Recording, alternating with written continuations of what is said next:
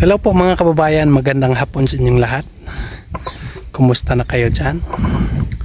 So nandito ako ngayon sa 29 mga kababayan kasi nag-harvest ako ng mais. Tapos kinarga ko papunta doon sa baba. Samahan nyo na lang ako mga kababayan sa aking mga gawain ngayon. Ito yung aking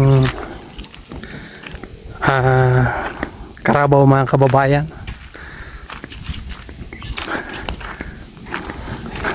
Hakutin ko papunta doon sa baba kasi bukas pa ito i-sealer mga kababayan. Matakot ako baka umulan tapos hindi makaakyat bukas ang ang bunggo, kaya ay hakutin ko ngayon. So dito muna ako mga kababayan habang wala pa kaming lakad ng PB team ng Davao. So magsipag-sipag muna ako dito mga kababayan. So yun lang, samahan nyo na lang ako mga kababayan. So nandito na yung ating may karga na. So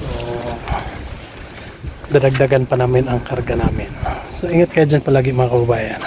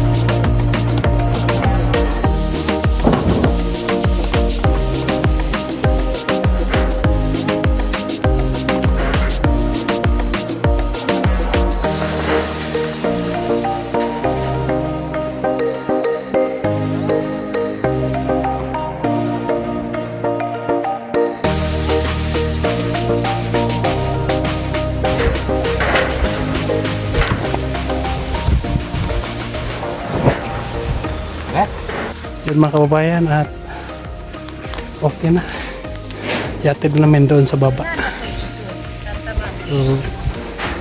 Isang balik na lang dito. Mag-amano eh. So ito namin. Nakakay ko ba?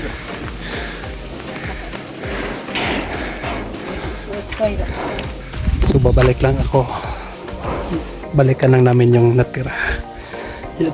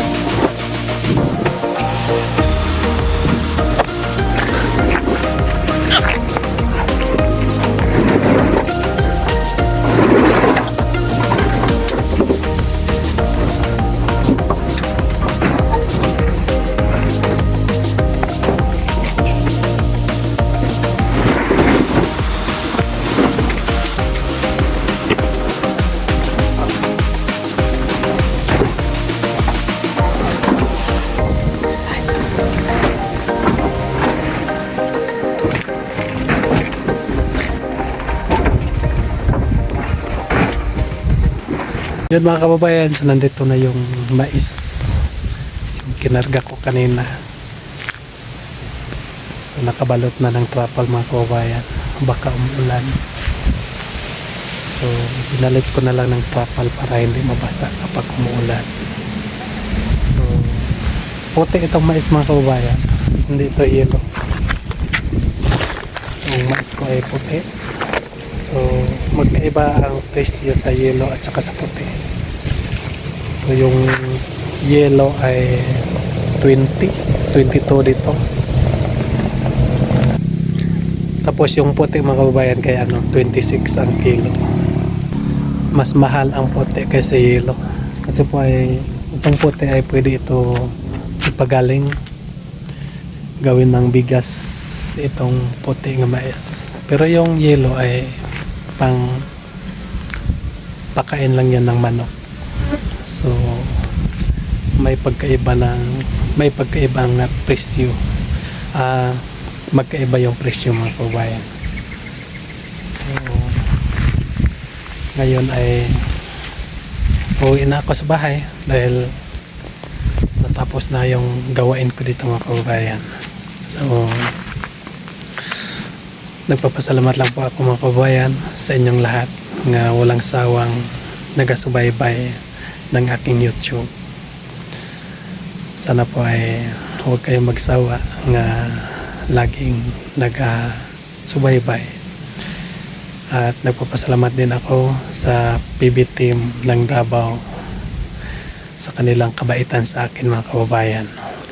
So ako ay isang katutubo lang napasama sa kanila mga kababayan.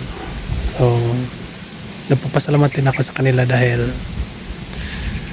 tinulungan nila ako sa pagbablog. Magsabi lang ako sa kanila at tulungan nyo naman ako. Mahiya na ako magsalita. So lagi pa rin silang nandyan mga kababayan, handang tumulong dyan. So maraming salamat po sa inyong lahat. At lalo na po kay Sir Paul. Maraming salamat po sa iyo. Dahil po sa iyo ay nakagawa na ako ng vlog at may kita na rin ako. So kung hindi dahil sa iyo ay wala talaga, no. Ito lang yung hanap buhay ko, itong mais.